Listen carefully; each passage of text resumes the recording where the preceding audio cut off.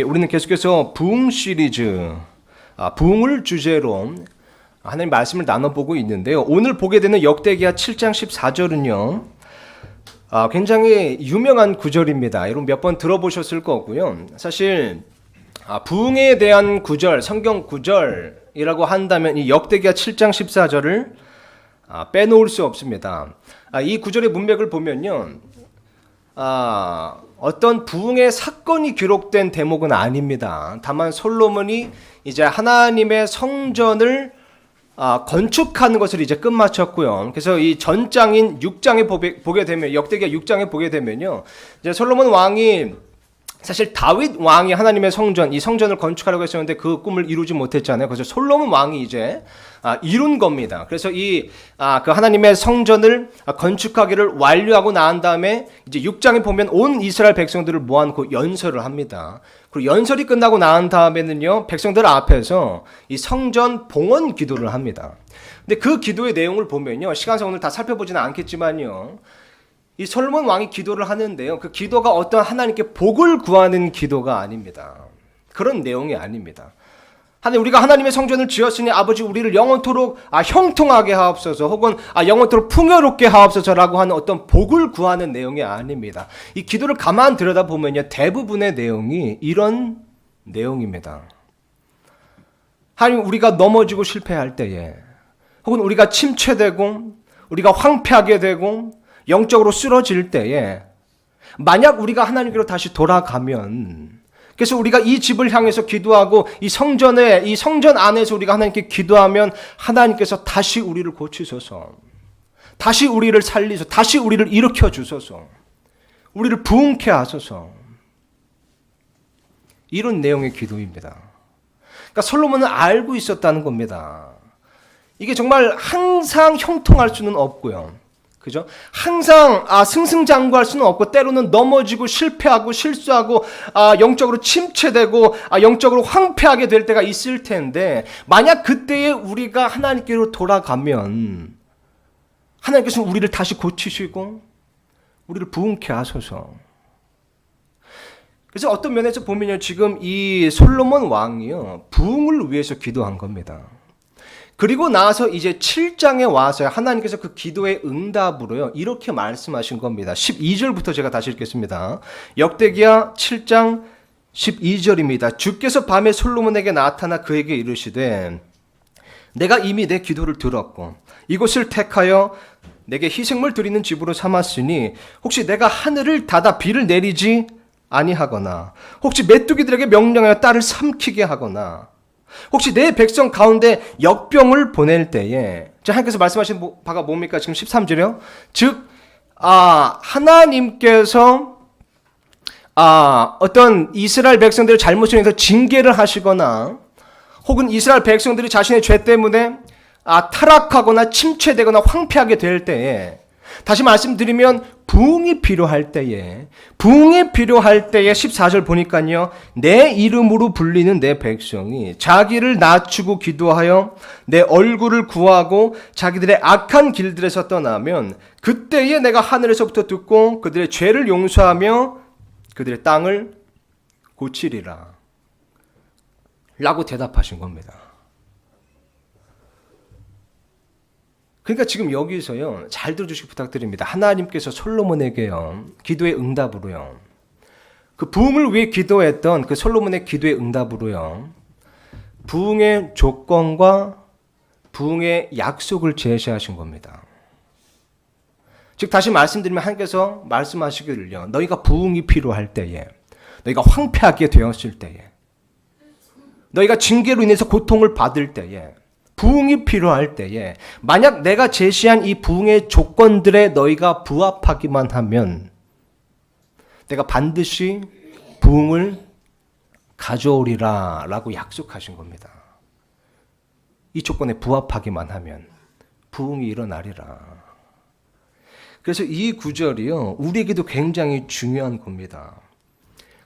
왜냐하면 오늘날 우리에게 부흥이 필요하기 때문입니다. 얼마나 부흥이 필요한지는 지난 시간에 살펴봤습니다. 우리에겐 부흥이 필요합니다. 다시 살아날 필요가 있습니다. 다시 일으켜질 필요가 있습니다. 우리에겐 부흥이 필요합니다. 근데 만약 우리에게 부흥이 필요할 때요, 만약 우리가 이 부흥의 조건들에 부합하기만 한다면 부흥이 일어날 것이라고 하나님께서 약속하셨기 때문입니다. 이 조건에 부합하기만 한다면요, 부흥이 일어날 겁니다. 이 구절이 참 놀라운 구절입니다. 그죠?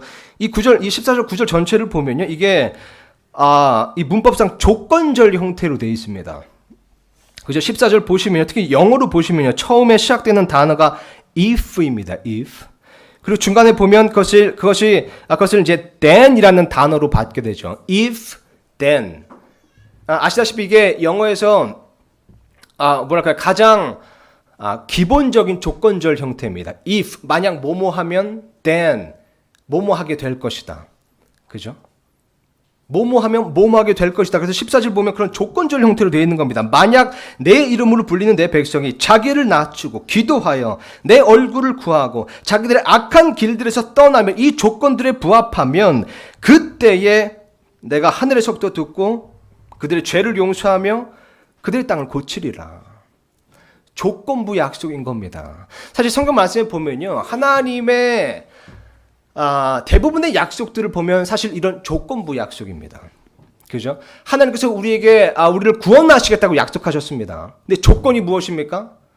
로마서 10장에 나오는 것처럼요, 만약 너희가 내 입으로 주 예수님을 시인하고 하나님께서 그분을 다시 살리신 것을, 죽은 자들 가운데 살리신 것을 내 마음속으로 믿으면 구원을 받으리니. 그죠? 하나님께서 구원을 우리에게 주신다고 약속하셨습니다. 그러나 조건이 있다는 겁니다. 우리가 주 예수 그리스도를 우리의 입으로 시인하고 마음속으로 믿어야 되는 것입니다. 이 조건에만, 이 구원의 조건에만 부합하면 우리가 구원을 받을 수 있는 겁니다. 이 모든 것을 너에게 더하시리라. 약속을 주셨습니다. 모든 것을 내가 너에게 더하여 주리라. 조건이 무엇입니까?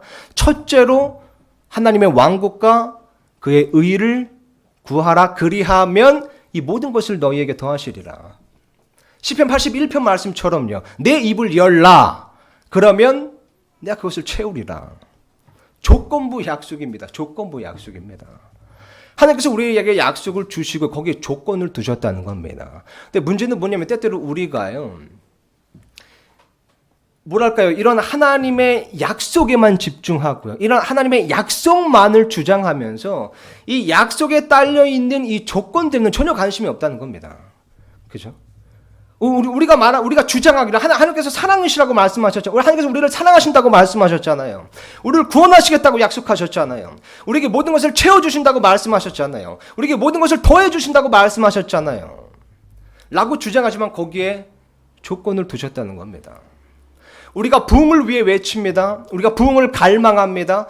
부흥에 대한 하나님의 약속을 우리가 주장합니다. 그러나 부흥은 결코 일어나지 않을 겁니다. 우리가 이 부흥의 조건들에 부합되기 전까지는요, 부흥의 조건들이 있다는 겁니다. 그래서 오늘부터요, 이 역대기야 7장 14절에 나오는, 여기서 하나님께서 보여주신 이 부흥의 조건들에 대해서 한번 살펴보겠습니다. 다시 한번 제가 읽으면요, 이 조건들이 분명하게 나와 있습니다. 제가 다시 한번 읽겠습니다. 내 이름으로 불린 내 백성이 자기를 낮추고 기도하여 내 얼굴을 구하고. 여기 어떻게 보시면 이제 기도하여 내 얼굴을 구하고, 이게 하나로 보이실 수도 있지만요, 사실 따로따로입니다. 이게 영어로 보면 좀 더 잘 아실 수 있는데요, 어쨌든 자기를 낮추는 거 하나, 기도하는 거 하나, 내 얼굴을 구하고, 그리고 자기들의 악한 길들에서 떠나는 것입니다. 이게 부흥의 조건들입니다. 이 부흥의 조건에 부합되어야 부흥이 일어난다고 약속하시는 겁니다. 그래서 이것을 한번 살펴볼 텐데요, 이것을 저희가요, 오늘을 포함해서 3번에 걸쳐서 살펴보겠습니다. 거기는 이유가 있습니다. 사실 여기 나오는 이 조건들이 보면 이 내용이 그렇게 어려운 내용은 아니잖아요. 우리가 뭐 이해하기 힘든 부분은 아닙니다. 주제는 아닙니다. 그죠? 자기를 낮추는 거, 겸손을 의미하는 거고요. 그죠? 기도하는 거, 기도에 대해서, 기도가 뭔지 모르시는 분은 안 계실 거고요. 하나님의 얼굴을 구하는 거, 뭐 확 와닿지는 않아도 대충 의미는 아십니다. 자기들의 악한 길들에서 떠나는 것, 악한 길들이 뭔지 선한 길들이 아닌지 우리는 분명히 알 수 있고, 그리고 또 떠나는 것의 의미가 뭔지도 우리는 분명히 알 수 있습니다. 그래서 사실 뭐랄까요, 설교자로서 좀 편안하면요, 그냥 요거를 어차피 다 대충 기본적인 의미는 알고 있으니 그냥 수박 겉핥기식으로 그냥 오늘 하루 안에 이제 끝낼 수가 있습니다. 근데 거기는 좀 양심의 가책을 느낍니다. 설교자로서요. 세 가지 이유가 있는데, 첫 번째는요, 사실 여기 나오는 이 주제들이 보면 단지 부흥뿐만 아니라요, 우리의 믿음 생활을 위한, 우리의 신앙 생활을 위한, 그리고 그리스도의 열매 맺는 삶을 위한 핵심이 되는, 그리고 정수가 되는 요소들이기 때문입니다. 굉장히 중요한 주제들입니다. 수박 겉핥기식으로 한 시간에 다루기는 너무나 중요한 주제들이기 때문입니다. 두 번째 이유는요, 이것들이 사실 우리가 가장 지키기 힘들어하는 것들이기 때문입니다. 그죠? 우리가 의미는 지식적으로 잘 알고 있어요. 기도가 뭔지, 자기를 낮추는 겸손이 뭔지, 기본적인 의미는 잘 알고 있지만요, 사실 우리가 솔직히 말해서 가장 잘 지켜지지 않는 것들 중에 하나입니다. 우리가 알고는 있지만 실천하지 못하는 것이 있다면요, 우리가 더 충분히 살펴볼 필요가 있는 겁니다. 지켜질 때까지요, 실천할 수 있을 때까지요. 세 번째 이유는요, 오늘 하루에 다 끝내지 않는 이유는요, 오늘 하루에 다 끝내려고 하면 설교가 엄청 길어질 겁니다. 항상 제가 여기에 죄책감이 있습니다. 제가 누누이 말씀드리지만요, 저는 설교자가 설교를 1시간 이상 하는 걸 죄라고 생각합니다. 내 이웃을 내 자신과 같이 사랑하지 않는 죄죠. 근데 왠지 오늘 그 죄를 또 질 것 같습니다. 아웃라인을 보니까요.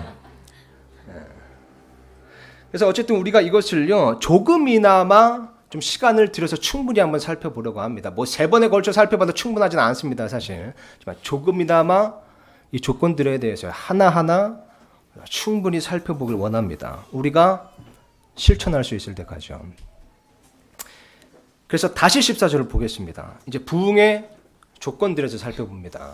부흥의 조건들입니다. 14절 보니까 이렇게 쓰여 있습니다. 만약 내 이름으로 불리는 내 백성이, 내 이름으로 불리는 백성이, 사실 저는 이것부터가 가장 우선적인 부흥의 조건이라고 생각합니다. 그죠? 부흥이 일어나려면요, 부흥을 구하는 우리가 가장 우선적으로 먼저 하나님의 이름으로 불리는 하나님의 백성이 되어야 됩니다. 하나님의 자녀가 되어야 됩니다. 하나님의 백성이 되어야 됩니다. 그리스도라는, 그리스도의 이름으로 불리는 그리스도인, 구원받은 그리스도인이 되어야 됩니다. 그죠? 구원받지 않은 자에게는요, 결코 하나님의 부흥이 일어나지 않습니다. 우리가 아무리 여기 나와 있는 것처럼 자기를 낮추고요, 아무리 하나님의 얼굴을 구하고, 아무리 우리의 악한 길들에서, 모든 악한 길들에서 철저히 떠난다고 할지라도 우리가 구원받지 않았다면 부흥은 일어나지 않습니다. 가장 우선적인 조건에 부합되지 않기 때문입니다. 그러므로 질문은 이렇습니다. 여러분은 구원받으셨습니까? 여러분은 구원받은 자입니까? 우리의 죄 때문에 우리가 지옥에 갈 수밖에 없는 존재인데요, 하나님의 아들이시고, 그리고 더 나아가서 아들 하나님이신 예수 그리스도께서 이 땅에 육신을 입고 오사 정말 우리를 대신해서, 우리를 위해서 십자가에 달려 죽으시고, 죄 없는 깨끗한 보혈, 그 피를 흘리심으로써, 그리고 부활하심으로써 우리의 모든 죄를, 우리의 과거, 현재, 미래의 모든 죄를 제거하시고 사면하셨다는 것을, 그래서 우리를 위한 영원한 구원을 이루셨다는 것을 우리가 입으로 시인하고 믿을 수 있습니까? 입으로 시인하고 마음으로 믿을 수 있습니까? 만약 그렇다면 구원을 받은 겁니다. 그죠? 만약 그렇다면 그 구원의 조건에 부합됨으로 우리 구원을 받은 자인 겁니다. 우리 그리스도인입니다. 하나님의 백성입니다. 하나님의 이름으로 불리는 하나님의 자녀인 겁니다. 근데 여기서요, 좀 더 생각해 보고 싶은 것이 있습니다. 여러분, 우리가 교리적으로는요, 우리가 그리스도인이라 불립니다. 그죠? 교리적으로는요, 우리가 하나님의 백성, 하나님의 자녀라 불리는 것이 맞습니다. 근데 간증적으로는요, 우리가 그리스도인이라고 불리고 있습니까? 우리가 교리적인 측면에서는 하나님께서 우리를, 구원받은 우리들을 그리스도인이라고 불러주십니다. 우리 하나님 백성이라고 불러주십니다. 근데 간증적인 측면에서 봤을 때요, 세상 사람들이, 내 주위에 있는 사람들이 나를 그리스도인이라고 불러주냐는 겁니다. 그리스도의 이름으로 불리는 그리스도인이라고 우리를 불러주냐는 겁니다. 제 이름이 이레잖아요. 근데 사실 이 이름이 제가 태어나기 전부터 저희 부모님이 제게 붙여주신 이름입니다. 그런데 이 이름이 제가 어렸을 때, 뭐 지금도 좀 그렇지만 되게 사람들에게는 좀 생소한 이름입니다. 뭐 요즘에는 뭐 이레학원, 이레마켓 뭐 이러면서 좀 이레이라는 이름이 좀 많이 쓰이긴 해요. 네, 근데 그때만 해도 이레라는 이름이 굉장히 이제 생소한 이름이었고요. 또 되게 특이하잖아요. 뭐 예전에는 진짜 뭐 제 친구들 이름 보면 뭐 진짜 철수, 민수 다 이런 애들인데 저만 이레인 겁니다. 좀 특이한 거죠. 그래서 제가 어렸을 때는 어린 마음에 이게 좀 스트레스가 됐었습니다. 사람들이 자꾸 제 이름을 적는데 자꾸 틀려요. 제가 이레하면 그 레자가 리을의 어이거든요. 근데 자꾸 이제 아이로 적는 겁니다. 리을에. 어떤 사람들은 여의로 적어요.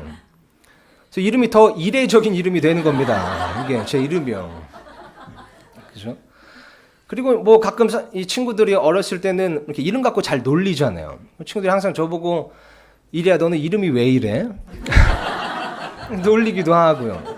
그 제가 이제 제일 싫었던 것이 특히 이제 어른들은 자꾸 제 이름의 뜻을 물어봐요. 제가 어렸을 때인데 제 이름의 뜻이 되게 좋거든요. 창세기에 나오는 겁니다. 창세기에 아브라함이 이제 여호와 이레 했다. 하나님께서 공급하신다. 하나님께서 준비하신다.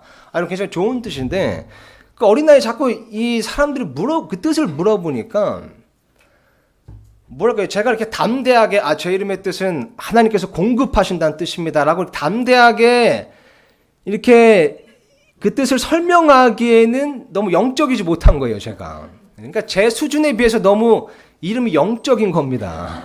그죠? 근데 이 이름이 좀 마음에 안 들었어요, 저는. 좀, 왜 내 이름은 이렇게 좀 종교적인가 생각이 좀 들고요.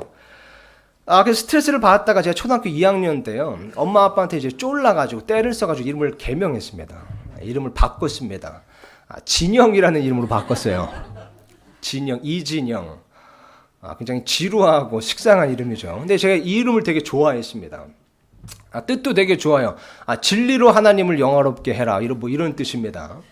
근데 뭐 뜻이 좋아서 마음에 든 게 아니라 그냥 아무도 제 이름에 어떤 관심을 가져주지 않을 그런 이름이잖아요. 뭐 뜻을 궁금해하지 않을 그런 이름이잖아요.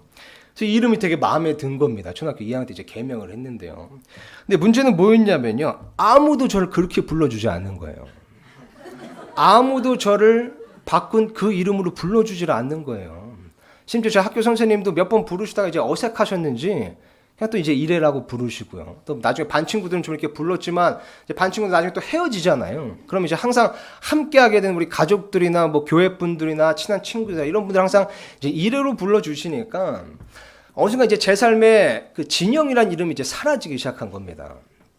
그래서 지금도 제가 이제 이래라는 이름을 이제 사용하고 있는 거고요. 제 운전면허증에 보면 이제 이진영이라고 이렇게 나와 있기는 합니다. 예.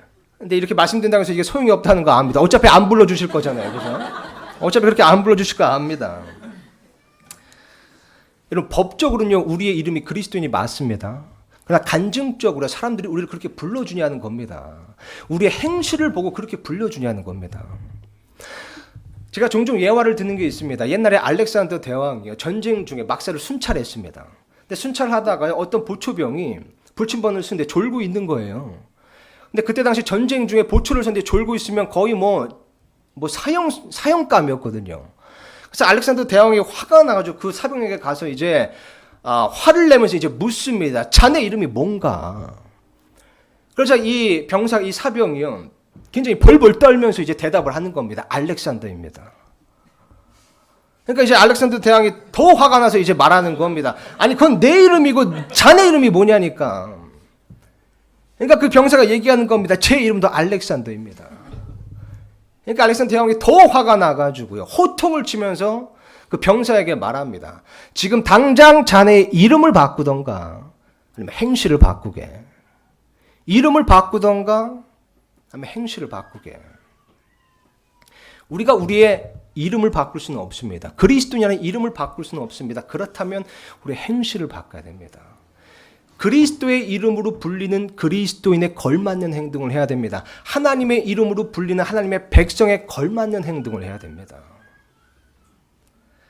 이것이 부흥의 조건입니다. 우선적인 조건입니다. 구원받은 자라야 합니다. 그리스도인이어야 합니다. 그리고 더 나아가서는요, 그 이름에 걸맞는 자라야 합니다. 걸맞는 자라야 합니다. 만약 내 이름으로 불리는 내 백성이, 그죠? 부흥은 하나님의 이름으로 불리는 하나님의 백성을 통해 일어납니다. 하나님의 백성을 통해 하나님께서 부흥을 가져오십니다. 어벤져스가 부흥을 일으키는 것이 아닙니다. 그죠? 슈퍼히어로가 부흥을 일으키는 것이 아닙니다. 하나님의 이름으로 불리는, 진정 하나님의 이름으로 불리는 하나님의 백성, 그리스도인이 부흥을 가져올 수 있는 겁니다. 또 다른 조건은 무엇입니까? 이 부흥의 또 다른 조건은 무엇입니까? 오늘 성경 말씀 보니까요, 자기 자신을 낮춰야 한다는 조건입니다. 그죠? 오늘 본 말씀이니까 이렇게 쓰여 있습니다. 내 이름으로 불리는 내 백성이 자기를 낮추고, 자기를 낮추고, 하나님 앞에서 자기를 낮추는 것입니다. 하나님 앞에서 겸손해지는 것입니다. 사실 이 겸손이란 부분에 대해서는요, 여러분, 이것이 그리스도의 삶의 정수입니다. 핵심입니다.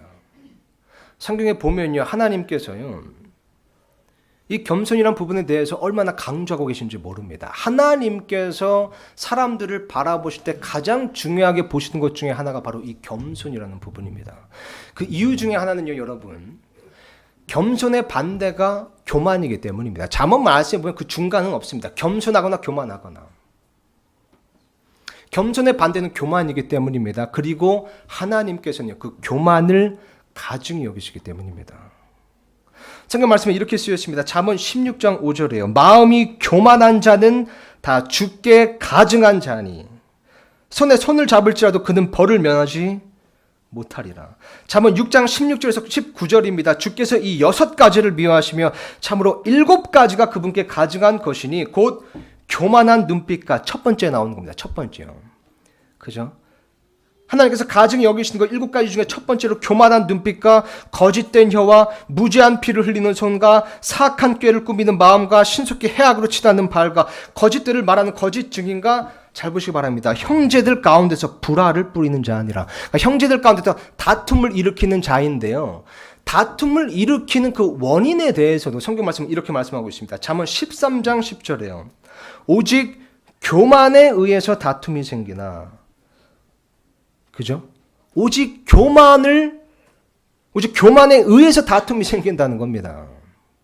다툼이 생기는 근본적인 원인이 교만이라는 겁니다. 부부 간의 다툼, 형제 간의 다툼, 직장 동료 간의 갈등, 다툼, 상사와 직원 간의 그런 다툼, 지체 간의 다툼, 성도 간의 다툼, 이런 것들의 근본적인 원인, 가장 큰 원인이 결국 교만이라고 말씀하고 있는 겁니다. 그래서 또 잠언 28장 25절에 이렇게 쓰였습니다. 마음이 교만한 자는 다툼을 일으키거니와 주를 신뢰한 자는 기름지게 되리라. 마음이 교만한 자가 다툼을 일으킨다는 겁니다. 그래서 이 교만이요, 심지어는요, 하늘에서도 다툼을 일으켰습니다. 루시퍼가요, 이 교만 때문에 사탄으로 타락하면서 하나님을 대적하여 다툼을 일으킨 겁니다. 그죠? 그 내용이 이사야서에 있습니다. 이사야서 14장 12절에서 14절입니다. 오 아침의 아들 루시퍼야, 너가 어찌 하늘에서 떨어졌는가? 민족들을 약하게 만드는 자야, 너가 어찌 끊어져 땅으로 떨어졌는가? 내가 내 마음속으로 이르기를 내가 하늘로 올라가 내가 하나님의 별들 위로 내 왕자를 높이리라. 또 내가 북쪽의 옆면들에 있는 회중의 산 위에 앉으리라. 내가 구름들이 있는 높은 곳 위로 올라가 내가 지극히 높으신 이와 같이 되리라 하였도다. 루시퍼는 교만 때문에 타락했습니다. 타락의 뿌리는 교만입니다. 멸망의 뿌리는 교만입니다. 그래서 잠언 말씀에 또 이렇게 쓰여 있는 겁니다. 16장 18절 19절에요. 멸망에 앞서 교만이 나가며 넘어짐에 앞서 거만한 영이 있느니라. 자기를 낮추는 자와 함께 겸손한 영을 갖는 것이 교만한 자와 함께 노략물을 나누는 것보다 나으니라.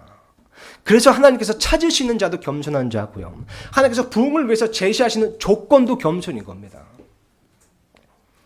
베드로전서 5장 5절에 이렇게 쓰여 있습니다. 젊은 사람들아 너희도 이와 같이 장로에게 복종하고 참으로 다 서로에게 복종하며 겸손으로 옷 입으라. 하나님께서 교만한 자는 물리치시고 겸손한 자에게는 은혜를 주시느니라.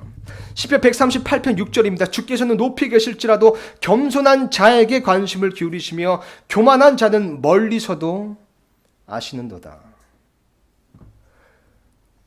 그러므로 중요한 질문은 이렇습니다. 우리가요, 저를 포함해서 우리가 이런 겸손의 조건에, 이 부흥의 조건에 부합하고 있냐는 겁니다. 이 겸손이라는, 자기를 낮추는 것이라는 이 부흥의 조건에, 그 우선적인 부흥의 조건에 우리가 부합되고 있냐는 겁니다. 우리가 대부분 이 겸손이라는 것에 기본적인 개념은 알고 있습니다. 이 겸손이 무엇인지, 자기를 낮추는 것은 무엇인지 이 기본적인 의미는 알고 있습니다. 그러나 우리가 대부분 실질적인 방법은 모릅니다. 어떻게 해야 겸손해질 수 있는지, 어떻게 하는 것이 자기를 낮추는 것인지, 자기를 낮춘다는 것이 무엇을 의미하는 것인지, 혹은 이 겸손해진다는 것이 어떻게 하는 것인지, 어떤 모습인지, 어떤 본보기인지를 우리가 잘 모르는 경우가 있습니다. 그죠? 그저 하나님을 향해서 하나님 나는 겸손합니다. 하나님 나는 아무것도 아닙니다. 하나님 나는 한없이 낮은 자입니다. 라고 외치기만 하면 겸손해지는 것이 아니잖아요. 그러면 어떻게 우리가 겸손해질 수 있습니까? 어떤 것이 우리 자신을 낮추는 겁니까? 하나님 앞에서요. 하나님께서 보실 때 어떤 모습이 자기를 낮추는 모습입니까? 혹은 겸손한 모습입니까? 이것을 한번 살펴보겠습니다. 성경 말씀을 좀 찾아볼 텐데요. 저 개인적으로 이제 설교를 준비하면서 이 겸손에 대한, 자기를 낮추는 것에 대한 이 성경 구절을 좀 이렇게 찾아봤습니다. 근데 이 겸손의 본보기, 이 자기를 낮추는 것에 그런 예가 나오는 대목이 사실 굉장히 많더라고요. 제가 생각한 것보다 좀 많았습니다. 그래서 제가 어떤 생각까지 했냐면요. 이것을 다음 주까지 설교할까? 이 다음 주도 겸손에 대해서 설교할까? 이렇게 하다가 그렇게 하지는 않기로 했습니다. 그러면 다음 주에 안 오실 거잖아요. 그죠? 그래서 오늘 몇 개만 추려서 저희가 살펴보겠습니다. 2가지만 추려서 살펴보겠습니다. 2 대목만 추려서 살펴볼 텐데요. 제 생각은 그렇습니다, 여러분. 그 많은 예들 중에 우리가 굳이 하나만 살펴봐야 된다면요. 꼭 우리가 우선적으로 먼저 살펴봐야 되는 게 있다면요. 그 본보기가 있다면요. 그것은 예수님께서 직접 보여주신 본보기일 겁니다. 그죠? 그래서요. 예수님께서 겸손의 모습에 대해서 직접 보여주신, 직접 몸소 실천하신 그 부분을 한번 살펴보겠습니다. 이것도 몇 가지가 있지만요. 가장 대표적인 빌립보서 말씀을 보겠습니다. 빌립보서 2장 말씀 보면요. 제가 이것을 화면에 띄워놨습니다. 5절에서 8절입니다. 사실 1절부터 보면 좋은데 시간상 보지는 않겠고요. 제가 간단히 그 문맥만 좀 말씀드리겠습니다. 이 빌립보서 2장 1절부터 보면요. 이제 그 문맥이 겸손한 생각에 대해서 이렇게 권면하고 있는 내용입니다. 그래서 겸손한 생각으로 남을 나보다 더 낮게 여기라. 남의 일들도 돌아보라. 겸손한 생각을 가지라. 약간 이런 내용이 이제 나오는 겁니다. 그러다가 이제 5절에 말씀하시기를요. 이렇게 쓰여 있습니다. 너희 안에 이 생각을 품을지니, 이 생각 겸손한 생각이죠. 그것은 그리스도 예수님 안에도 있던 생각이라. 겸손한 생각입니다. 그러면서 지금 다음에 어떤 구절이 나오는지 한번 보시기 바랍니다. 그분은 하나님의 형체로 계심으로 하나님과 동등함을 강탈로 여기지 아니하셨으나 스스로 무명한 자가 되사 자기 위에 종의 형체를 취하시고 사람들의 모습이 되셨으며 사람의 모양으로 나타나사 자기를 낮추시고 죽기까지 순종하셨으니 그 십자가의 죽음이라. 예수님께서 직접 보여주신 몸소 실천하신 겸손의 본보기입니다. 자기를 낮추사. 예수님 안에 있던 겸손한 생각은 바로 이런 것이었습니다. 우리가 여기서 세 가지 본보기를 살펴볼 수 있습니다. 우리에게 적용할 수 있는 3가지 실질적인 예를 살펴볼 수 있습니다. 첫 번째는요, 여러분. 예수님께서요, 스스로 무명한 자가 되셨다는 겁니다. 겸손한 생각으로요. 스스로 자기를 낮추사 스스로 무명한 자가 되셨다는 겁니다. 이것이 겸손의 본보기입니다. 예수님께서 보여주신 본보기입니다. 스스로 무명한 자가 되는 것이요. 여러분, 겸손이라는 것은요, 자기를 낮추는 것은요, 결코 자기의 이름이 높아지는 것, 자기가 유명해지는 것, 자기가 명성을 얻는 것에는 관심이 없습니다. 물론 유명해지는 것 자체가 잘못은 아닙니다. 좋은 평판 자체가 잘못은 아닙니다. 예수님께서 한때 유명하신 적이 있었습니다. 그죠? 굉장히 유명하셨었습니다. 근데 예수님께서는 단 한 번도 유명해지기 위해서 살거나 좋은 평판을 위해서 사역하지 않으셨다는 겁니다. 그죠? 오히려 예수님께서는요, 잘 들어주시기 부탁드립니다, 여러분. 오히려 예수님께서는요, 자기의 이름이 높아지는 것, 자기가 유명해지는 것과 하나님 아버지의 이름이 높여지는 것, 하나님의 뜻이 성취되는 것, 이 두 가지가 서로 충돌될 때요, 항상 예수님께서는요, 하나님의 이름이 높여지시는 것을 선택하셨다는 겁니다. 무슨 말이냐면요, 예수님께서 유명해지신 적이 있으셨습니다. 굉장히 유명하셨었습니다. 많은 사람들이 따랐고요. 그분께서 기적을 보이실 때마다 그 명성이 하늘을 찌를 듯 했습니다. 온 이스라엘 전역에 퍼져나갔습니다. 근데 그러다가 예수님께서 십자가를 만나신 겁니다. 그리고 그 십자가를 지게 되면요, 이제는 칭찬하던 사람들이 이제 비방하게 될 거고요. 예수님을 비난하게 될 거고요. 예수님을 사기꾼이라고 욕하게 될 겁니다. 순식간에 무명한 자가 되는 겁니다. 십자가를 지면요. 근데 그 순간에 예수님께서는요, 자신의 이름이 높아지는 것이 아니라, 자신이 명성을 유지하는 쪽이 아니라 하나님의 이름이 높아지는 것, 하나님의 뜻이 성취되는 것, 이것을 선택하셨다는 겁니다. 자신의 이름이 낮아지고 무명하게 될지라도요, 스스로 무명한 자가 되신 겁니다. 이게 겸손의 본보기입니다. 그렇다고 해서 우리가요, 우리 이름을 막 먹칠해야 된다는 건 아닙니다. 그죠? 다만 우리의 이름이 낮아질지라도 하나님의 이름이 높아질 수 있다면 항상 하나님의 이름이 높아지는 쪽을 선택해야 된다는 겁니다. 스스로 무명해지는 것을 선택해야 된다는 겁니다. 왜냐하면 이 겸손이라는 것은요, 하나님의 이름이 자기의 이름보다 훨씬 더 중요하다는 것을 알고요, 자기의 이름이 높아지는 것보다 하나님의 이름이 높아지는 것에 더 관심이 있기 때문입니다. 그래서 침례자 요한은 이렇게 고백했습니다. 그분은 반드시 흥하여야 하되 나는 반드시 쇠하여야 하리라. 겸손의 본보기입니다. 스스로 무명한 자가 되사. 두 번째로 예수님께서 보여주신 겸손의 본보기는요, 바로 종의 형체를 취하셨다는 겁니다. 그죠? 스스로 무명한 자, 7절에 스스로 무명한 자가 되사 자기 위에 종의 형체를 취하시고, 여러분, 예수님께서는 이사야서 42장 말씀처럼요, 위로는 하나님을 섬기는 종의 형체를 취하셨고요, 요한복음 13장 말씀처럼요, 13장에 나오는 것처럼 제자들의 발을 씻겨 주시면서 아래로는 사람들을 섬기는 종의 형체를 취하셨습니다. 예수님께서는 항상 위로나 아래로나 섬기시는 위치에 계셨습니다. 섬기는 종의 형체를 취하셨다는 겁니다. 그래서 마가복음 10장 말씀에 보면 제자들이 막 으뜸이 되는 것에 대해서 막 다투고 있었을 때 예수님께서 뭐라고 말씀하십니까? 누구든지 가장 큰 자가 되려거든, 크게 되려거든 너희를 섬기는 자가 될지니라. 누구든지 가장 으뜸이 되려거든 모든 사람들의 종이 될지니라. 그러면서 다음 구절에 뭐라고 말씀하십니까? 사람의 아들도 이와 같이 섬김을 받으러 오지 않고 도리어 섬김을 주러 왔노라, 섬기려 왔노라. 이것이 섬김의 본보기입니다. 저를 포함해서 우리는 이러한 겸손이 있습니까?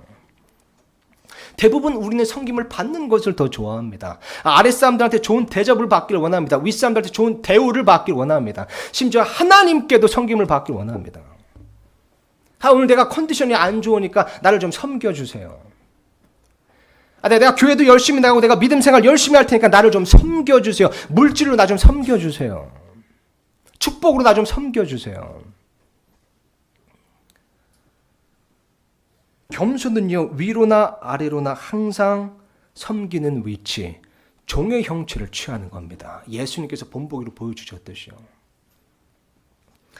세 번째로요, 예수님께서 보여주신 겸손의 본보기는요, 죽기까지 순종하신 겁니다. 그죠? 뭐라고 쓰였습니까? 8절에 자기를 낮추시고 죽기까지 순종하셨으니 그 십자가의 죽음이라 권위에 죽기까지 순종하신 겁니다. 여러분, 하나님께 겸손한 자는요, 의심의 여지가 없습니다. 하나님께 겸손한 자는요, 하나님께 순종하는 자입니다. 하나님께 겸손한 자는 하나님께 순종한 자입니다. 여기는 더 이상 다른 설명이 필요 없습니다. 하나님께 겸손한 자는요, 하나님 앞에서 그분의 말씀에 겸손하게 두려워하며 그분의 말씀에 복종하는 자입니다. 반면에 교만한 자는요, 하나님 말씀에 관심이 없습니다. 하나님 말씀을 따르지도 않습니다. 하나님을 찾지도 않습니다. 어떤 권위에 대한, 어떤 권위의 순종에 대한 그런 개념도 없습니다. 왜냐하면 그들 생각 속에는 하나님이 없기 때문입니다. 그래서 시편 말씀에 이렇게 쓰여 있죠. 시편 4절에요. 사악한 자는 자기 얼굴의 교만으로 인하여 하나님을 찾지 아니하리니 그의 모든 생각 속에는 하나님이 없나이다. 우리가 하나님을 찾지 않는다면요, 우리의 생각 속에 하나님이 없다면요, 우리가 교만하기 때문입니다. 그러나 겸손한 자는요, 항상 자기 자신을 하나님의 권위보다 낮추는 자입니다. 다시 한번 말씀드리겠습니다. 겸손한 자는요, 자기를 낮추는 자는요, 항상 자기 자신을 하나님의 권위보다 낮추는 자입니다. 하나님, 나는 당신의 종입니다. 분부만 내리소서. 내가 죽기까지 순종하겠습니다. 그때는 내 권리고 뭐고 주장하지 않는 겁니다. 이것이 바로 겸손입니다. 예수님께서는 이렇게 직접 몸소 겸손의 본보기를 우리에게 보여주신 겁니다. 스스로 무명한 자가 되사 종의 형체를 취하시고요, 위로나 아래로나, 그리고 권위에 죽기까지 순종하신 겁니다.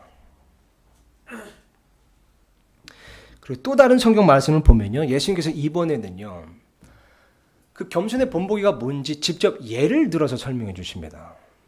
겸손의 본보기, 자기를 낮추는 것에 예가 무엇인지 직접 비유로 말씀하시는데요, 그것이 마태복음 18장에 쓰여 있습니다. 2절에서 4절을 제가 화면에 띄워놨습니다. 제가 읽겠습니다. 한번 잘 봐주시기 바랍니다.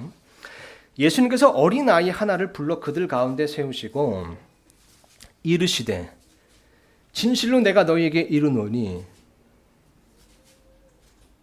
너희가 회심하여 어린아이들과 같이 되지 아니하면 하늘의 왕국에 들어가지 못하리라. 4절입니다.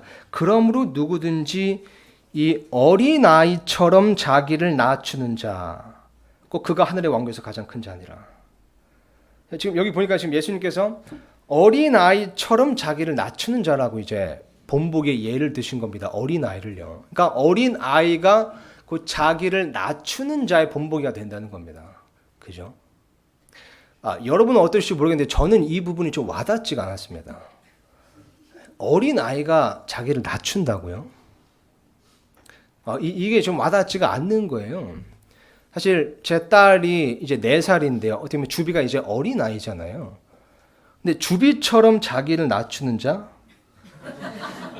이게 잘 와닿지가 않는 겁니다. 주비가 어떻게 자기를 낮추지? 싶기도 하고요. 분명한 것은요, 이 어린아이를 보면 그 예수님께서 보여주셨던 것처럼 종의 형체를 취하지는 않는 것 같아요. 그건 분명한 것 같습니다. 그죠? 주비를 보더라도 가끔 이렇게 밥을 먹을 때요, 뭐 가끔이지만요, 요즘에도 아직까지도 제가 밥을 떠서 입에 넣어줍니다. 종의 형체가 아니잖아요. 그죠? 지금도 이렇게 대변을 본다고 이렇게 변기에 앉아 있다가 볼일을 다 보고 나면요, 대장처럼 소리를 지릅니다. 볼일 다 보면요. 아빠 다 쌌어! 아빠 다 쌌어! 그죠? 빨리 와서 밑 닦아주라는 거죠. 종의 형체는 아니잖아요. 그럼 제가 막 물티슈 들고 막 달려가는데요. 또 예수님께서 보여주셨던 어떤 권위에 순종하는 모습도 아닌 것 같습니다. 그죠? 단 한 번도 제가 주백에 뭐를 명령했을 때, 단 한 번도, 내 아버지, 분부만 내리소서, 단 한 번도 이랬던 적은 없는 것 같고요. 사실 저희 교회에서 우리 뭐 채훈이나 정호나 이런 아이들이 이제 여기 나오는 이제 어린 아이에 해당되는 아이들인데요. 정호, 채훈이처럼 자기를 낮추는 자 와닿지 않습니다. 아까도 특성할 때 보셨겠지만요. 특성하고 나간 다음에 아까 그죠? 엄마 나 잘했지. 겸손하지 않습니다. 그죠? 오히려 좀 이상할 것 같아요. 애들이 우리 정호나 채원이가 겸손하면 그죠? 특성할 때 이렇게 난 한없이 낮은 자인데 어떻게 찬양을 감히 하겠습니까? 그죠? 제가 이제 어린이들 대상으로 설교할 때가 좀 있었거든요. 뭐 애신에서 설교한다든지 예전에 여름 성경학교 설교한다든지 아니면 저희 교회 이렇게 어린이 예배에서 아이들 이렇게 설교한다든지 할 때 보면요. 어린이들 대상으로 설교할 때 하면 안 되는 것이 있습니다. 그게 뭐냐면 질문을 던지는 겁니다. 설교할 때 질문을 던지면 안 돼요. 아이들한테 설교하다가 다윗이 누군지 아는 사람 이름 난리가 납니다. 자기가 뭐 알고 있는가 어떻게 해서 드러내 보이려고요. 그죠? 어떻게 해서든 자기가 칭찬받고 자기가 인정받으려고요. 자기가 유명해지려고요. 뭐 난리가 나는 겁니다. 뭐 양보, 겸손 이런 거 없습니다. 거기에는. 그죠?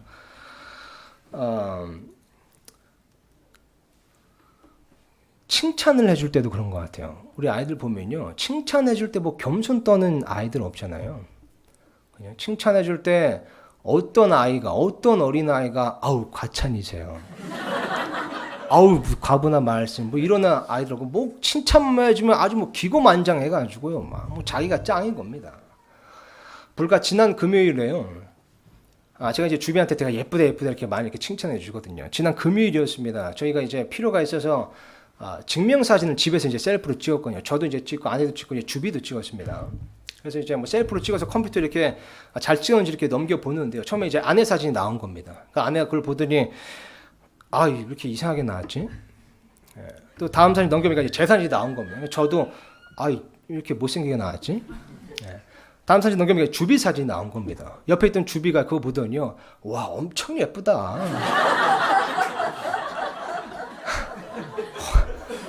그러더니 방에 들어가서 좀 놀다가 한 5분 뒤에 나오더니요. 실화입니다. 저한테 5분 뒤에 갑자기 저한테 오더니 대뜸 하는 말이요. 아빠, 나 왜 이렇게 예쁘지? 실화입니다. 과장 하나도 안 하고 진짜 정확히 이 말투로요. 이 교만한 말투로요. 나 왜 이렇게 예쁘지? 그래서 제가 주비야 그 정도는 아니야. 그 정도는 아니야. 저희 집에 이제 그 예수님께서 이제 십자가에 달려 돌아가시고 부활하신 그 그림책, 아이들 보면 그림책이 있거든요. 근데 뭐 주비가 이해하기는 아주 어려운 거지만 이제 아내가 그걸 집에서 좀 이렇게 읽어줬나 봐요. 근데 이제 이렇게 아이들을 보라고 이렇게 예쁜 그림, 귀여운 그림 이렇게 해놓은 겁니다. 그래서 뭐 예수님이 뭐 십자가에 달려 돌아가시고 이런 걸 이제 뭐 봤겠죠. 어느 날 이 그림책을 저한테 가지고 오더라고요. 그랬더니 막 이렇게 피더니 그 예수님께서 십자가에 달려 계신 그 모습, 그 그림을 저한테 보여주더라고요. 그러니까 예수님께서 이렇게 십자가에 달려 계신데 좀 이제 귀여운 모습입니다. 아이들 보는 거니까요. 그랬더니 주비가 탁 손으로 그 예수님을 찍더니 저한테 말하기를요. 아빠 얘가 예수님이야? 얘가 너무 교만합니다. 너무 교만해요, 진짜. 그렇죠. 근데 예수님께서 지금 말씀하시기를요. 어린 아이처럼 자기를 낮추는 자. 그렇죠? 예수님께서 주비를 보셨어야 되는데요. 어린 아이처럼 자기를 낮추는 자. 이게 어린아이가 어떻게 자기를 낮춘다는 겁니까? 어린아이의 겸손의 모습이 도대체 무엇입니까? 가만 보니까요. 이 어린아이들을 보면요. 분명히 겸손한 부분이 있더라고요. 몇 가지가 있지만 가장 겸손한 부분은요. 잘 들어주시기 부탁드립니다. 이 어린아이들은 보니까요. 부모에게 전적으로 의존적입니다. 부모에게 전적으로 의존적입니다. 그래서 이 어린아이들이 하는 말들을 보면요. 굉장히 그게 건방지게 들리지만 사실 가만 생각해보면 그게 굉장히 겸손한 말입니다. 심지어 아빠 다 쌌어 하는 말도요. 가만 생각해 보면요. 아빠의 도움 없이는 병기에서 자기가 혼자 내려올 수 없다는 것을 인정하는 말입니다. 아빠 나 목말라요. 엄마 나 배고파요. 이거 해주세요. 이거 도와주세요. 이 책 좀 읽어주세요. 이런 말들이 가만 생각해 보면 굉장히 겸손한 말들입니다. 아빠의 도움 없이는 목마름을 해결할 수도 없고요. 엄마의 도움 없이는 배고픔을 해결할 수도 없는 겁니다. 아빠의 도움 없이는 자기가 좋아하는 책을 읽을 수도 이해할 수도 없는 겁니다. 그러니까 부모가 없이는 자기가 아무것도 할 수 없다는 것. 자기가 스스로 할 수 있는 것은 아무것도 없다는 것을 인정하고 전적으로 부모를 의지하고 신뢰하는 겁니다. 전적으로 부모에게, 아버지께 의존적인 겁니다. 물론 부모가 없이도 아이들이 스스로 할 수 있는 것이 있습니다. 아무것도 못하는 것은 아닙니다. 그래서 주비도 이제 나이가 이제 세월이 지나면서 혼자 신발을 신기도 합니다. 근데 그 신발을 누가 사줬냐는 겁니다. 아빠가 사주지 않았으면 신발을 신지도 못할 거고요. 요즘에 엘리베이터도 혼자 누릅니다. 근데 그걸 누가 가르쳐줬냐는 겁니다. 아빠가 가르쳐주지 않았다면 알지 못했을 겁니다. 그러니까 궁극적으로 보면요, 부모 없이는 살 수 없다는 겁니다. 이것을 인정하고 아는 것, 이것이 어린아이의 결국 겸손인 겁니다. 이게 자기를 낮추는 것의 본보기인 겁니다. 근데 부모 없이는 아무것도 할 수 없다. 아빠 없이는 내가 아무것도 할 수 없다. 오늘 본문 말씀에서 하나님께서 부흥의 조건으로 자기를 낮추라고 말씀하셨습니다. 부흥을 위해서 하나님 앞에서 자기를 낮추는 것은요, 하나님 없이는 나는 아무것도 할 수 없다. 하나님 없이는 아무 일도 일어나지 않을 것이다. 이것을 깨닫고 인정하고요, 그럼으로써 하나님만을 전적으로 의지하고 신뢰하면서 하나님께 전적으로 의존적인 사람이 되는 겁니다. 하나님께, 아버지께 전적으로 의존적인 사람이 되는 겁니다. 이게 어린아이와 같은 자기를 낮추는 것의 본보기인 겁니다. 그죠? 하나님 없이는 내가 아무것도 할 수 없다. 할 수 있는 것이 있다고 하더라도 그것을 할 수 있도록 능력을 주시지 않았더라면, 환경을 주시지 않았더라면, 지혜를 주시지 않았더라면 내가 스스로 할 수 있는 건 아무것도 없었을 것이라는 걸 날마다 인정하는 겁니다. 성경 말씀에 이렇게 쓰여 있습니다. 요한복음 3장 27절이요. 요한이 응답하여 이르되 하늘에서 주지 아니하시면 사람이 아무것도 받을 수 없느니라. 요한복음 15장 5절입니다. 나는 포도나무여 너희는 가지라. 사람이 내 안에 거하고 내가 그 안에 거하면 그 사람은 많은 열매를 맺나니 나 없이는 너희가 아무것도 할 수 없느니라. 고린도서 3장 5절입니다. 우리는 어떤 일이 우리 자신에게서 난 것으로 생각할 만큼 능력이 있지 아니하며 오직 우리의 능력은 하나님에게서 나느니라. 아멘입니다. 쉽게 얘기해서 하나님께서 공기를 5분만 취해 가신다고 하더라도요, 이 자리에 숨을 쉬면서 살아있는 사람은 한 사람도 없습니다. 하나님 앞에서 자기를 낮추는 것, 하나님 앞에서 겸손한 자가 되는 것, 그것은 어린아이처럼요, 하늘 아버지께 전적으로 의존적인 사람이 되는 것입니다. 하나님께 전적으로 의존하는 것입니다. 이것이 바로 부흥의 조건입니다. 부흥을 원한다면요, 우리는 먼저 이 조건에 부합해야 됩니다. 스스로 무명한 자가 되고요, 그죠? 종의 형체를 취하고요, 권위에 순종하며 어린 아이처럼 하나님께 전적으로 의존하는 자, 이런 자기를 낮추는 자, 겸손한 자가 되어야 되는 것입니다. 이것이 부흥의 조건입니다. 이것이 우리가 부합되어야 합니다. 그리고 여기에는요, 여러분, 우리가 선택할 수 있는 옵션이 두 가지 있습니다. 이 겸손이란 부분에 대해서 우리가 선택할 수 있는 옵션이 두 가지가 있습니다. 하나의 옵션 하나는요, 우리가 스스로 겸손해지는 겁니다. 성경 말씀에 이렇게 쓰여 있습니다. 야고보서 4장 10절이요. 주의 눈앞에서 스스로 겸손하라. 그리하면 그분께서 너희를 높이시리라. 베드로전서 5장 6절입니다. 그러므로 하나님의 강한 손 밑에서 스스로 겸손하라. 그리하면 정하신 때 그분께서 너희를 높이시리라. 스스로 겸손해야 되는 겁니다. 근데 이 옵션에 마음에 들지 않으시면요, 또 다른 옵션이 있습니다. 그 옵션은요, 하나님께서 우리를 낮추시는 겁니다. 성경 말씀에 보면 이렇게 쓰여 있습니다. 사무엘하 22장 28절에 보니까요, 고난받는 백성은 주께서 구원하시나 주의 눈은 오만한 자들 위에 있어 주께서 그들을 낮추시리라. 그죠? 그러니까 우리가 스스로 겸손하지 않으면요, 언젠가 하나님께서 우리를 직접 낮추실 수도 있다는 겁니다. 두려운 말씀입니다. 그래서 신명기 말씀에 보면요, 이스라엘 백성이 스스로 겸손하지 못해서 하나님께서 그들을 직접 낮추셨다고 기록되어 있습니다. 8장 16절입니다. 신명기요. 내 조상들이 알지 못하던 만나를 광야에서 내게 먹이셨나니 이것은 그분께서 너를 낮추시며 너를 시험하사 너의 마지막 끝에 내게 선을 행하려 하심이었느니라.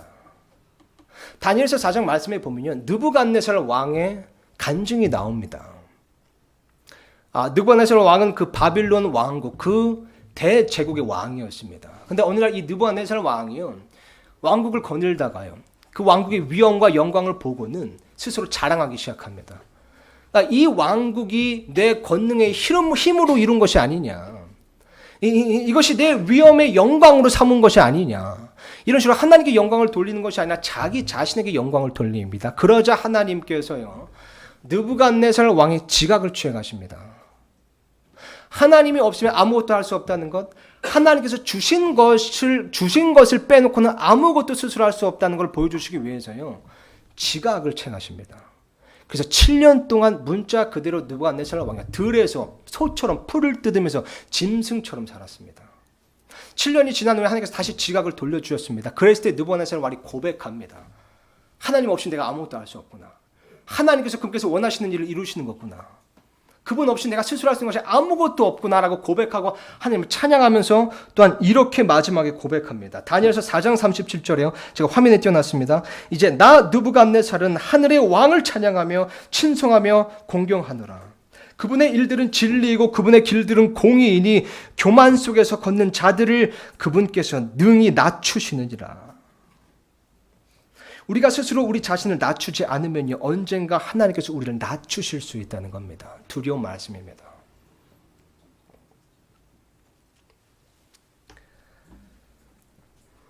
시간이 조금 남아가지고요, 한 10분 정도 남았는데요, 제가 제 간증 하나만 하고 마치겠습니다. 사실 되게 부끄러운 간증입니다. 제가 부끄러운 간증이 되게 많지만요, 이제 신학교에 있을 때 있었던 부끄러운 일입니다. 보통 신학생들이 부끄러운 짓을 좀 많이 해요. 제가 보니까요. 제가 처음에 간 신학교가요, 이제 미국에서 그래도 굉장히 또 크다 하는, 영향력 있는, 또 명막 있는, 영향력 있는, 정말 손에 꼽는 그런 대형 교회였습니다. 그 대형 교회가 운영하는 신학교다 보니 굉장히 큰 학교였고요. 근데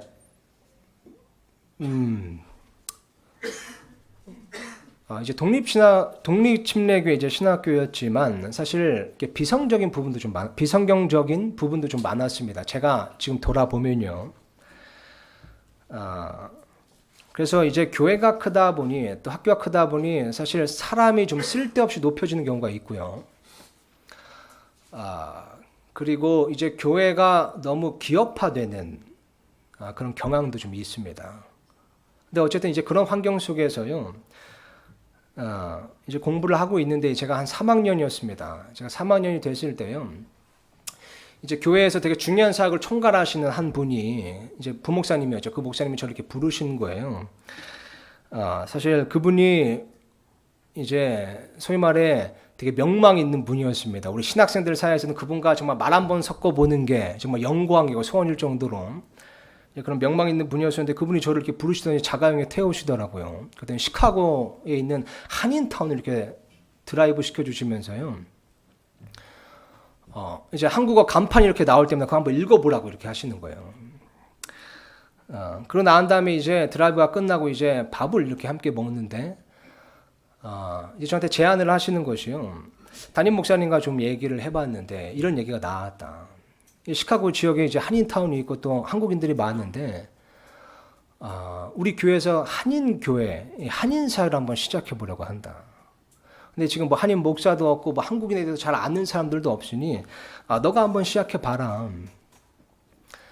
우리가 건물도 주고, 예배당은 반듯한 건물도 주고, 우리가 버스도 주고, 또 신학교에는 한국인 유학생들을 다 팀원을 붙여줄 테니 너가 한번 해봐라.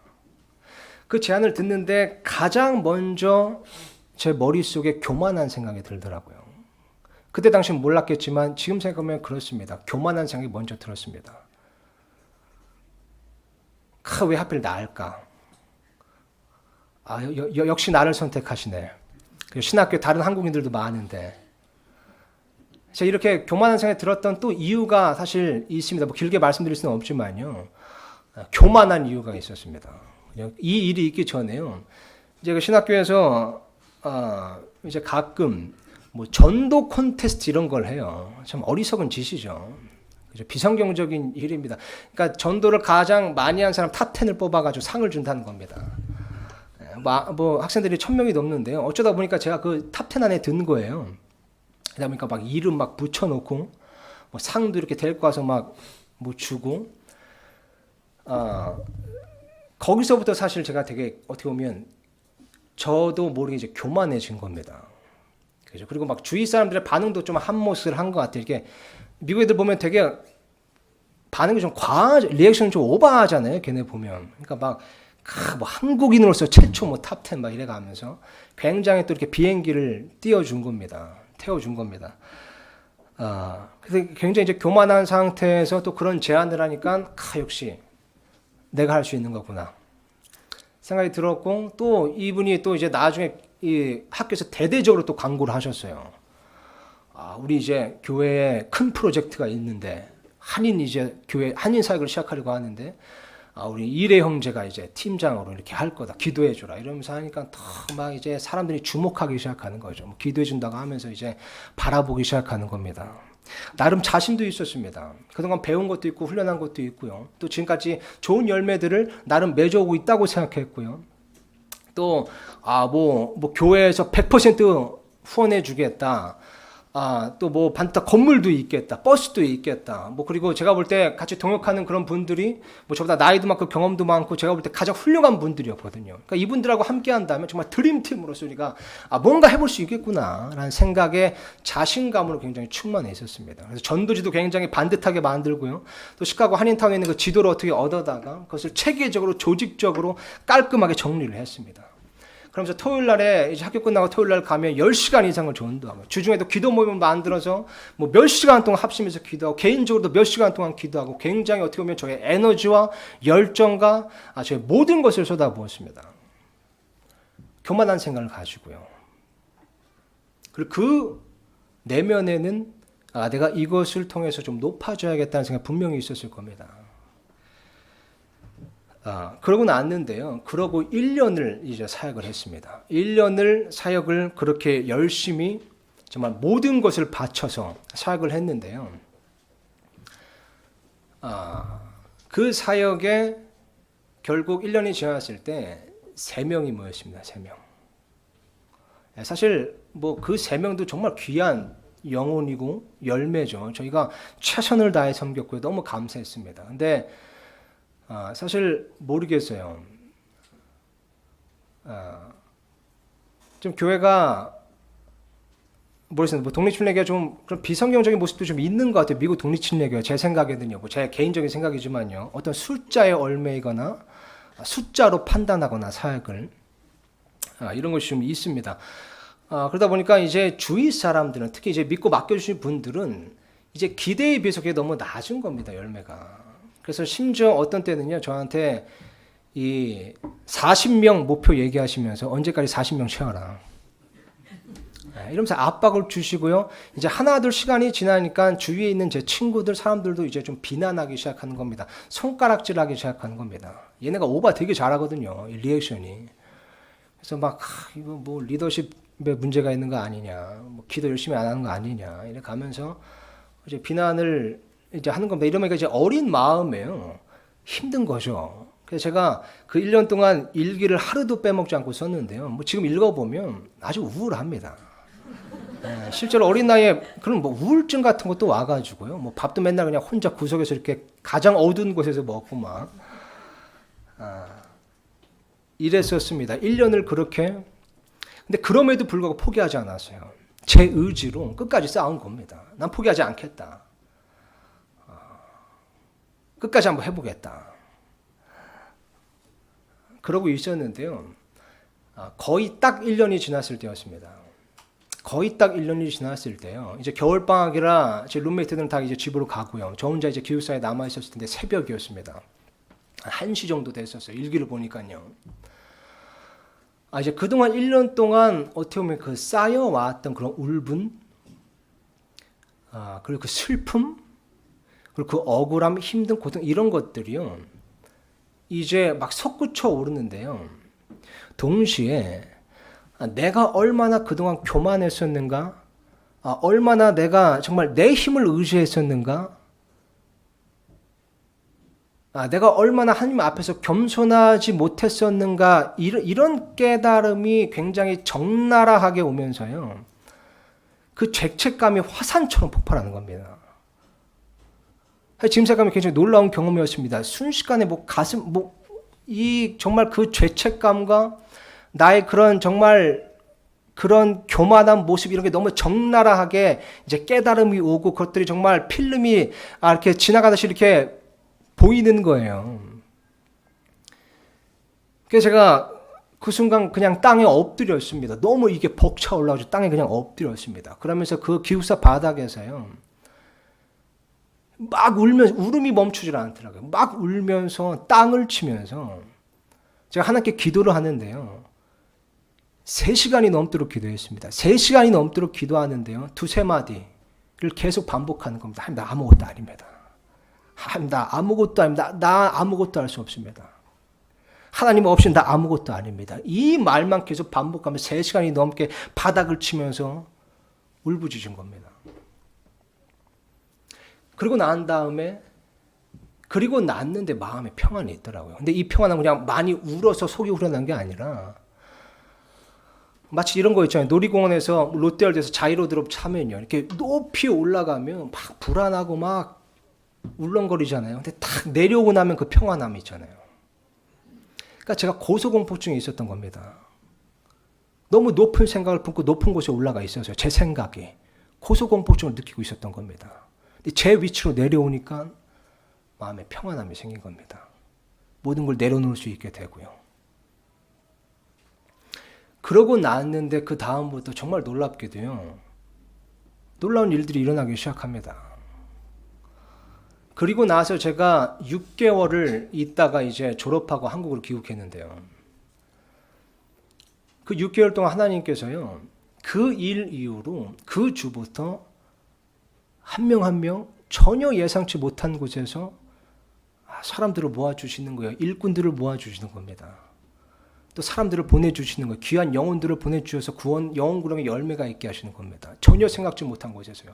그동안 기도하고 1년 동안 기도했는데 마음이 열리지 않던 그 사람들도 어느새 마음이 열려가지고 교회로 오는 겁니다.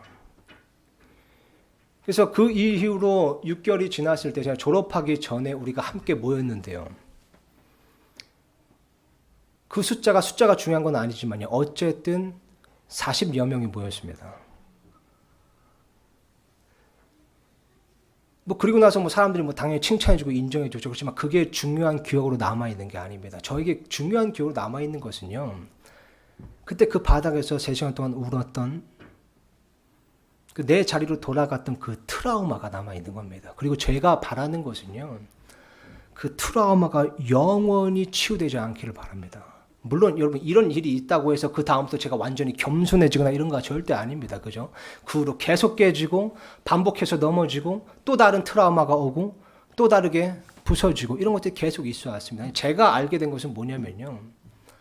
스스로 겸손하게 되면요. 하나님께서 굳이 우리를 낮추시지 않는다는 겁니다. 우리가 스스로 겸손하면요. 그래서 제가 바라는 바가 그겁니다. 이런 트라우마들이 결코 치유되지 않아서요. 어떻게 해서든 하나님 앞에서 스스로 겸손해지려고 노력하는 것, 계속해서 노력하는 것, 계속해서 스스로 무명한 자가 되려고 그러고 스스로 쇠하려고 그러고 하나님께서 흥하시는 것을 갈망하고 추구하고 종의 형체를 어떻게 해서든 취하려고 하고 정말 어떻게 해서든 권위에 순종하려고 하고 어떻게 해서든 정말 전적으로 하나님 아버지께 의존적인 사람이 되는 걸 스스로 겸손해지려고 그저 노력하는 겁니다. 옵션이 2개입니다. 우리가 스스로 겸손해지거나 아니면 하나님께서 우리를 언젠가 낮추실 수 있습니다. 낮추실 수 있습니다. 부흥의 조건입니다, 여러분. 여기에 부합하기 위해서는요. 부흥이 일어나기 위해서는요. 무엇보다 하나님의 이름으로 불리는 백성이 그 하나님의 백성이 자기를 낮추는 자라야 합니다. 겸손한 자라야 합니다. 스스로 겸손한 자라야 합니다. 이것이 부흥의 조건입니다. 여기에 우리가 부합하기 위해서 노력하고 또 노력하고 노력해야 됩니다. 자기를 낮추는 자가 되어야 합니다. 우리 다 같이 14절을 다 같이 한번 읽고요. 설교를 마치겠습니다. 14절입니다. 오늘 본문 말씀입니다. 시작. 내 이름으로 불리는 내 백성이 자기를 낮추고 기도하여 내 얼굴을 구하고 자기들의 악한 길들에서 떠나면 그때에 내가 하늘에서부터 듣고 그들의 죄를 용서하며 그들의 땅을 고치리라. 아멘. 기도하고 마치겠습니다. 이 시간 피하는 거